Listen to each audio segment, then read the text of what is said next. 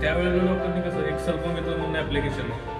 त्या सर्पमित्र ऍप्लिकेशनवर तुम्ही तुमचा जिल्हा आणि तालुका टाकला ना, तुम्हाला डायरेक्ट तिथल्या सर्पमित्रांची यादी येते. ज्यावेळेस साप चावतो त्या कंडिशनमध्ये काय करायला पाहिजे? तो आपल्या आदिवासात नाही, आपण त्याच्या आदिवासात जाऊन अतिक्रमण केलेलं आहे आणि मग आपण त्याला तिथून हटवायचा प्रयत्न करतो.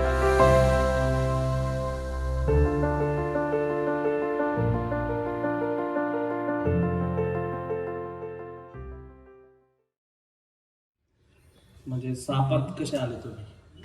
सापामध्ये म्हणजे पहिल्यापासून तर आवड होतीच आपल्याला. एक लहानपणीपासून म्हणजे एक हत्ती किंवा घोडा किंवा आपलं हे जे रेग्युलर अॅनिमल्स आहेत ते जर कंटिन्यू बघायचो. सापामध्ये पण तेवढी आवड होतीच, पण त्यावेळेला आपल्याला तसं एक्सपोजर भेटलं नाही गावामध्ये. त्यानंतर ज्या वेळेला मी सांगलीला आलो इंजिनिअरिंग कॉलेजला, तिथे एक नेचर कॉन्झर्वेशन सोसायटी म्हणून होती.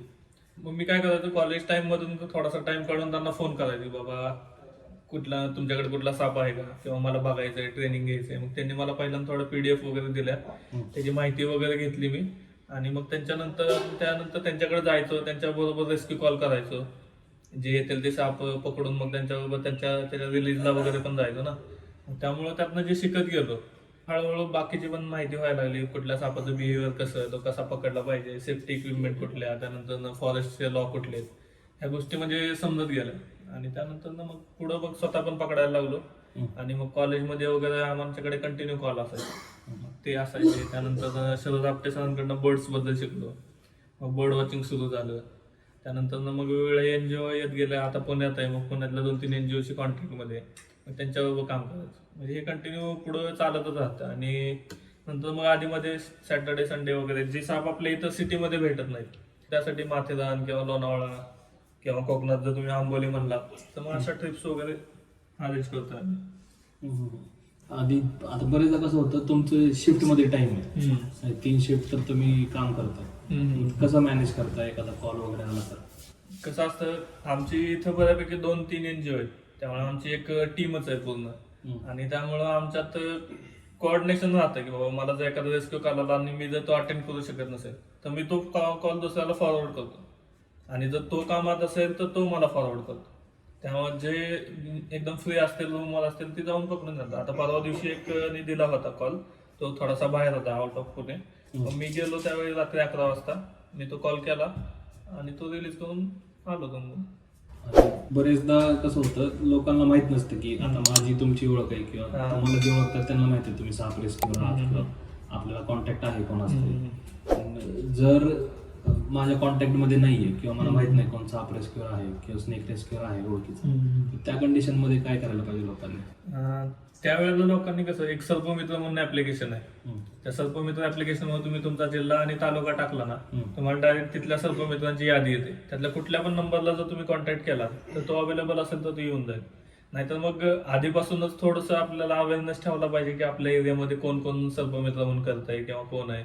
ते केलं तर तुम्हाला माहिती होऊन जाईल. म्हणजे तो पण कॉल त्याला फॉरवर्ड करून तो अवेलेबल कोणता माणूस करून देईल असं. त्यामुळे तुम्हाला फक्त करायचंय की थोडासा वेट करायचंय, 5 ते 10 मिनिटं फक्त तुम्ही सापाकडे लक्ष द्यायचंय. कारण तो आल्यानंतर असं व्हायला नको की अरे साप आताच इथं गेला किंवा ते, मग त्याला हुडकायला वेळ जाणार. कारण प्रत्येक जण स्वतःची कामं सोडून येणार. बरोबर. त्यामुळे आपण थोडं कॉपरेट केलं तर ते होऊन जातं. आता स्नेक रेस्क्यू म्हणल्यावर नॅशनल जिओग्राफिकवर वगैरे ना आपल्याला दिसतंय की ते फुल टाइम तेच करत असते. बरोबर. आपल्या स्नेक रेस्क्यूअरची आणि जे आपण ऑनलाईन बघतो किंवा इंग्लिश व्हिडिओज मध्ये बघतो त्याच्यातला काय डिफरन्स आहे मेन? त्या डिफरन्स राहतो मेन ऑर्गनायझेशनचा. त्या ऑर्गनायझेशन तेवढ्या मोठ्या असतात आणि त्यांना फंडिंग करू शकतात की बाबा आपण म्हणजे फुल टाइम असं रेस्क्यू घेऊ म्हणून. तसं आपल्या इथं म्हणायला गेला तर रेस्क्यू वगैरे एक 2-3 NGO असतील की ज्या फुल टाइम असं त्यांच्याकडे रेस्क्यूअर आहेत आणि ते फंडिंग करतात. आणि आता तसे हजारो सर्पमित्र आहेत जे स्वतःचं काम करून बाकीचे कॉल्स पण करतात, बाकीचं बर्ड्सचं असेल ते पण करतात, आणि या सगळ्यांना म्हणजे ते ताळमेळ ठेवतात. ह्यात तुम्हाला पैसे किती मिळतात मग तुम्ही रेस्क्यू करता त्यावेळेस? कसं आहे, प्रत्येकाचं म्हणजे त्याच्या ह्याच्यानुसार. आता माझं जॉब वगैरे व्यवस्थित आहे, त्यामुळे मी तर काय हे पहिल्यापासूनच मला असं वाटत नाही की आपण पैसे घ्यावे, त्यामुळे मी तर पैसे घेत नाही. पण मी रेस्क्यूला गेल्यानंतर त्या लोकांना सांगतो की जर एखादा सर्पमित्र दुसरा आला तर त्याला 200 रुपये तरी द्या, कारण तो त्याचं काम सोडून येणार. आणि कधी कधी कसं होतं की इथून एक 10 किलोमीटर 20 किलोमीटरचा पण कॉल असतो, आणि जर तिथं विषारी साप असेल तर तो सोडायला थोडंसं लांब जावं लागत असेल तर ते पेट्रोलचं वगैरे पण थोडंसं नंतर अवघड होऊन जातं. त्यामुळे मी सांगतो की त्यांना जर कोण आलाच तर 200 रुपये वगैरे देत. आपल्याला मला तर पर्सनली तसं वाटत नाही, कारण तेवढे कॉल्स पण नसतात. एक आठवड्यातून किंवा एका महिन्यातून 2-3 किंवा 8-10 कॉल होतात. ते ऑलरेडी मी ते एन्जॉय करतोय. मी पैशाची कधी अपेक्षा ठेवतच नाही त्यातून. आता बरेचदा आपण काय विचार करतोय की आपण आता डिस्कस करतो की साप दिसल्यावर काय करायचं. तो आता एखाद्याला जर साप चावला त्या कंडिशन मध्ये काय करावं, कारण आता मी तुमच्या कॉन्टॅक्ट मध्ये तर मला माहितीये की विषारी कुठला किंवा काय, किंवा मी पण थोडं बहुत रिसर्च केलं. पण एखाद्याला नवीनच साप चावतो मग ते सगळे धांदल उडून जाते. ज्यावेळेस साप चावतो त्या कंडिशन मध्ये काय करायला पाहिजे? कसं आहे, आता सापाच्या एक जवळजवळ 260 जाते. त्यात 260 मधल्या एक 4 ते 5 सापाच्या जाती विषारी आहेत, म्हणजे की ज्यांच्यापासून जास्तीत जास्त डेथ होतात त्या म्हणजे नाग, मण्यार, गोनस आणि फुलसे. नाग, मण्यार हे तर आपल्या कॉमन सिटी जवळ भेटतात. गोनस पण भेटतो, फुलसे फक्त माळरानावर भेटतो तुम्हाला. त्यामुळे त्याचं एवढं जास्ती इफेक्ट येत नाही. आणि ह्या चारी सापांचं कसं आहे, विषारी सापांचं त्यांचे जे 2 दात असतात विषाचे, ते विषाचे 2 दात बरोबर त्यांनी चावल्यानंतर ते बरोबर ब्लडमध्ये त्यांचं विष ते इंजेक्ट करतात. म्हणजे सिरिंज असते ना ती जशी आतून ओपन असते तसेच त्यांचे दात आतून ओपन असतात. त्यामुळे ते डायरेक्ट ते विष आपल्या ब्लडमध्ये इंजेक्ट करतात. जर ते विष आणि ब्लडचा कॉन्टॅक्ट आला तर त्यापासून रिॲक्शन सुरू होते. म्हणजे हेमोटॉक्सिक, समजा जर तो गोनस असेल किंवा मग जर मण्यार असेल, तो गोनस किंवा फुलसे असेल तर ते हेमोटॉक्सिक असतात. त्यामुळे काय होतं, ब्लडची क्लॉटिंग बंद होते आणि त्यामुळं ब्लड क्लॉट व्हायला सुरुवात होते. त्यामुळे क्लॉट झाल्यामुळे मग ब्लड तिथला एक अवयव म्हणजे सडत जातं. मग ही सुरुवात होते आणि त्यातून माणूस जायला म्हणजे ते विष तिथलं पूर्ण हृदयापर्यंत जाऊन पूर्ण शरीरामध्ये भिनणार ना, त्याला कमीत कमी 1 ते 1.5 तास लागतो. मग त्या 1 ते 1.5 तासात जर तुम्ही लवकरात लवकर त्याला कुठल्याही म्हणजे गव्हर्नमेंट हॉस्पिटलला नेलं, कारण गव्हर्नमेंट हॉस्पिटलला ही अँटीडोट त्यांना ठेवावाच लागतो, तर तिथं तुम्हाला अवेलेबल होऊन जाईल. किंवा प्रायव्हेट काय काय मोठे दवाखाने तिथं पण तुम्हाला अवेलेबल होऊन जाईल. जास्तीत जास्त प्रयत्न काय करायचा की त्याच्यावर जास्ती प्रेशर येऊ द्यायचं नाही, त्याचा कॉन्फिडन्स थोडा इन्क्रीज करण्याचा प्रयत्न करायचा. आवळपट्टी ह्यासाठी बांधायची की तिथलं जे ब्लडचा फ्लो आहे ना तो कमी झाला पाहिजे. एखादी आवळपट्टी बांधू शकता का आतमध्ये पेन ठेवून, म्हणजे थोडी जागा ठेवली म्हणजे काय, तर फ्लो चालू राहिला पाहिजे, फक्त कमी करायचं आपल्याला. ते पण करू शकता आणि लवकरात लवकर त्याला हॉस्पिटलमध्ये घेऊन जायचं. ज्याला चावलं त्याला कॉन्फिडन्स देणं पण खूप महत्वाचं आहे, कारण त्या कॉन्फिडन्सच्या ह्याच्यावर कसं होतं की काय वेळेस बिनविषारी साप चावला तरी लोकांची डेथ होते. ते कशामुळे होते की बाबा फक्त अटॅक येऊन त्यांना भीतीची मनात असते की आता काय चावलंय आणि काय तर होणार. तुम्ही ती भीती जरी कमी करू शकला आणि लवकरात लवकर दवाखान्यात नेलं तर भरपूर डेथ खूप कमी होते. आता तुम्ही ज्यावेळेस सांगितलं की अँटीडोट सरकारी दवाखान्यात उपलब्ध असतं, मग सरकारी गोष्ट आहे म्हणल्यावरती खर्चिक असेल किंवा खूप पैसे लागत असतील असा लोकांचा गैरसमज असतो, तर तुम्ही काय सांगा त्याच्यावर? तुम्हाला फक्त अँटीडोटच्या खर्चाचेच पैसे द्यायचे आणि तो पण तिथं जास्ती महाग नसेल. एक 400-500 रुपयाला आय थिंक एक बॉटल असेल. ते तुमच्यावर डिपेंड राहते की तुमच्यात किती भिनलंय ते. त्यामुळे तिथला खर्च आणि प्रायव्हेट दवाखान्याचा खर्च ह्यात जवळजवळ खूप 70-80% डिफरन्स आहे. ते कधी पण भेट. आता बरेचदा काय होतं, साप दिसला मग विषारी असो किंवा बिनविषारी असो लोक त्याला मारायला बघतात. असं जे काय होतं सापांबद्दल किंवा लोक डायरेक्ट मारून टाकतात. बरोबर. आता मी मध्ये एक व्हिडिओ बघितलेला की एका माणसाच्या खुराडे जे असते कोंबड्याचं त्याच्यात अजगर घुसला आणि 2 कोंबड्या त्यांनी खाल्ल्या. दुसऱ्या दिवशी त्यांनी काय केलं, पाला असतो आंब्याचा त्याच्यात त्याला जाळून टाकला, म्हणजे जाळत होता, तो व्हिडिओ व्हायरल झालेला. अशा पण काही डोक्याची किंवा प्रवृत्तीची लोक असतात, साप मारतात किंवा सापाचं काय करायला पाहिजे त्यांनी? आता तसं बघायला गेलं तर आज माणूस सगळीकडे, त्यानं प्रत्येक म्हणजे जेवढा पण नैसर्गिक आदिवास होता तेवढा संपवलेला. त्यामुळे आपण असं म्हणू शकत नाही की हे फक्त माझाच आदिवास आहे. त्यामुळे आणि लोकांचं काय होतं की आता ते त्याचं फूड आहे, त्यात काय विषय होतो की ते ज्या वेळेला म्हणजे इनसर्च कशामुळे तुमच्या घराजवळ तुम्ही आडगळ ठेवता, आडगळीमध्ये घुशी होणार किंवा उंदरं होणार आहेत, त्यानुसार मग त्याच्या मागे मग तो साप येणार आहे की त्याला एक आयतं फूड मिळतं ना, किंवा काय काय ठिकाणी पाणी साठलेलं असतं, मग तिथं बेडकं असतात की मग तिथं साप येतो आणि त्याच्या शोधात तो आलेला आहे. म्हणजे जर तुम्ही बघायला गेला रेशो तर साप जितकी उंदीर खातो त्याच्यामुळं जे तुमचा जो पेस्ट कंट्रोलला होणारा खर्च आहे तो जवळजवळ खूप कमी झालेला आहे. जर तुम्ही सिटीमध्ये बघायला जाल तर सिटीमध्ये आता पेस्ट कंट्रोलसाठी वेगवेगळ्या उपाय केले जातात। मध्ये बघितलं आपण की एक मोठी तोड झाड आली होती, त्याला खाणारा कोण, तर मारडोक.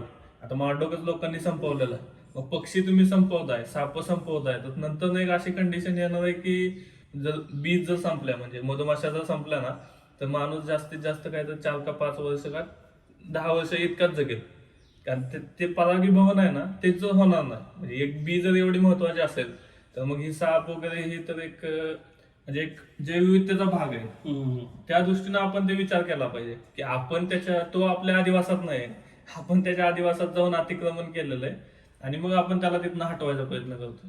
माथेरानबद्दल एक चांगली गोष्ट काय वाटते की आम्ही ज्यावेळेला तिथं जातो, बघतो साप वगैरे, आम्ही घराच्या समोरच्या साईडला रस्त्याच्या पलीकडे आम्ही साप बघत असतो आणि आम्ही बघताना मग ती लोक येतात आणि म्हणतात, अरे ही हरण टोळे का, अरे ही गरीब असते, अरे हा चापड्या, अरे नाही तो काय करत नाही, तो गरीब असतो। म्हणजे ते त्यांचं इतकं त्या गोष्टींबद्दल बॉन्डिंग आहे आणि त्यांना माहित आहे की हा काय करणार नाही। आता अजगराचं पण तसंच आहे, अजगर अटॅक करतो म्हणजे ते एखादं फूडसाठी, मोठ्या माणसावर वगैरे त्याचे अटॅक शक्यतो होतच नाही। बरोबर. जर तुम्ही त्याच्या आदिवासात गेला तर फक्त ते म्हणजे एखादी केस होऊ शकते की असं घडलंय, त्यामुळं आपण जर तेवढं थोडंसं डिस्टन्स ठेवलं तर कुठलाच वाईल्ड अॅनिमल हल्ला करत नाही, कुठलाच नाही। तर तू पण एक गव्याचा व्हिडिओ टाकला होता की तो रस्त्यात निवांत चाललेला, पण ही लोक काय करतात की काहीतरी एक्स्ट्रा करण्याच्या नादात वगैरे ती सेफ्टी जी डिस्टन्स असते ती कमी करतात आणि मग एखादा हल्ला होतो आणि मग त्या प्राण्याला दोष दिला जातो। जर तसंच असतं, सगळे टायगर वगैरे जर हल्ला करत असते, तर मग गव्हर्नमेंटनं ताडोबामध्ये जिप्सीने का पाठवलं असतं, बरोबर, क्लोज्ड व्हेकल मधनं पाठवलं असतं ना, बरोबर. की समजा तुम्हाला वाघ हल्ला करतो, तुम्हाला माहिती आहे बिबट्या हल्ला करतो, जर गावात बिबट्या आला तर तो बिबट्या हटाव म्हणून सगळे त्याला पकडून तर न्या, किंवा किती मोठं ते होतं, सोडलं तेच. हा मग ते होतं। तर मग जर बिबट्याचा हल्ला करत असेल स्वतःहून, तर मग टायगरचा हल्ला करत असेल, तर मग गव्हर्नमेंट ताडोबामध्ये क्लोज्ड व्हेकल मधनं पाठवेल ना, जिप्सी मधून का पाठवतो? कधी असं बघितलं नसते। आता आम्ही पण म्हणजे मित्रांनी वगैरे ऑन फूट टायगर बघितलं, जर त्या टायगरला हल्लाच करायचा असता तर त्यांनी केला असता ना। लेपर्ड्स वगैरे एकदम जवळून बघितलं, मी गावाजवळ 10 फुटावरून बघितलं, तो माझ्याकडे बघत पण होता। त्यानंतर हत्ती 20-30 फुटावरून बघितला, जंगली हत्ती, त्यांना जर हल्ला करायचा असता तर त्यांनी ते इझी होतं त्यांचं, बरोबर। ते कधीच असं स्वतःहून कुठल्याही माणसावर किंवा कुणावर हल्ला करायला जात नाही।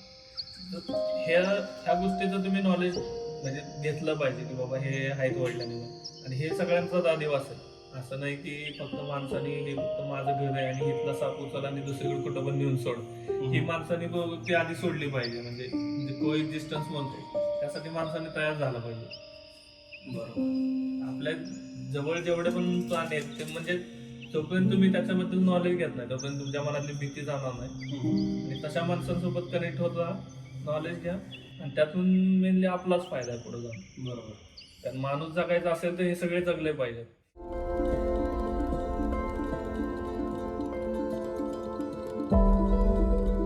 आधी म्हणजे सापांबद्दल आमचं मत असं होतं, आम्ही जेव्हा राहायला गेलो तर ती शेत जमीन होती पूर्ण। एक तर म्हणजे कसं तिथे साप विंचू निघायचेच। आम्ही जेव्हा राहायला गेलो तेव्हा आमचे 2-3च घरं होते तिथे, म्हणजे नवीन वस्ती होती ना शेतीतच। आता कसं सापांच्याच जागी आपण राहायला गेलो आणि आपण त्यांनाच, मग आमचे मित्र वगैरे जमा व्हायचे, घराजवळ साप आला की ते मारायचे, त्याची खेळी करायचे। त्याच्यानंतर आम्ही नाही मारला, पण आमचे मित्र लोक त्यांना मारायचे किंवा मग असं जाळून टाकायचे। तर आम्ही कसं मग वाईट वाटतंच कोणालाही। त्याच्यानंतर मग आता मी जेव्हा पुण्याला आलो, केदारसोबत हे करायला गेलो, ते आपल्याला हानिकारक नसतात हे समजलं, आणि केदारकडून नॉलेज मिळत गेलं सापांचं, किंवा हा कोणता साप विषारी आहे, बिनविषारी आहे। म्हणजे कसं माणसाला नॉलेज भेटलं की त्यातून काही ना काही शिकायला भेटतं, आणि निसर्गाबद्दल प्रेम, म्हणजे प्रत्येक प्राणी जो हा आहे तो म्हणजे हानिकारक नाही आहे, तो फक्त स्वतःला वाचवण्यासाठी तुमच्यावर हल्ला करतो, पण जोपर्यंत त्याला इजा झाली नाही तो तुम्हाला काही इजा करत नाही। आणि प्रत्येक माणसाला आता कॉन्शियस व्हायला पाहिजे, आणि निसर्गाबद्दल जसं आपण माणसांबद्दल प्रेम करतो तसं निसर्गावर पण करायला पाहिजे, थोडंसं निसर्गाकडे पण लक्ष द्यायला पाहिजे।